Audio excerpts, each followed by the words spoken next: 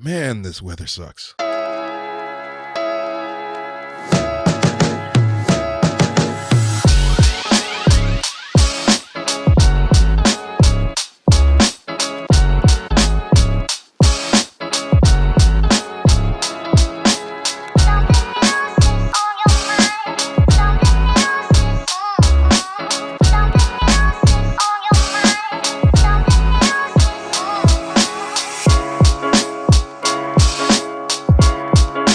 All right, agents, let's get into it. Another no-nonsense quick review.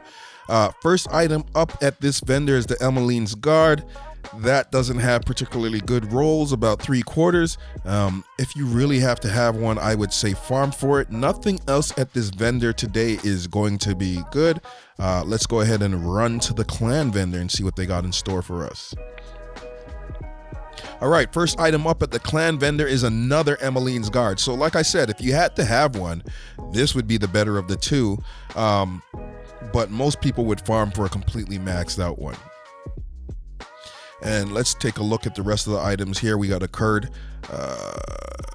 These Overlord gloves are actually really good. Here's the thing. If you're building some type of DPS build, you're not going to take off the Overlord Fox's knee pads. They're just best in class, which automatically gives you your rifle damage. So let's go ahead and take a look at the Thader. I have no idea what's going to be at the Thader, but I don't think it's going to be anything good. And of course, the first item up is the Surge. Surge, terrible weapon. If you fired this, you know that that thing needs a stability mod on it. Way better options to go with if you want something for your skill build. Let's go ahead and take a look at the Campus Settlement. Campus Settlement has got the Forge, 50% shield health, much better ways to get that going in your build as well. Nothing else here is going to be worth looking at. All right, let's take a look at our DZ. First item up is the Boomstick, terrible roll on that, ACS 12. And then other various items. None of these items here so far have been particularly good. That True Patriot with the max skill haste on it, but not maxed out armor. So unless you're looking for some kind of skill haste build, that is useless. All right, Glory Days, first item up here at the DZ South. Police M4, love that gun. If you haven't used one, go ahead and farm yourself assault rifles. Try to get yourself a Police M4. However, I am using a CTAR these days, absolutely ripping things.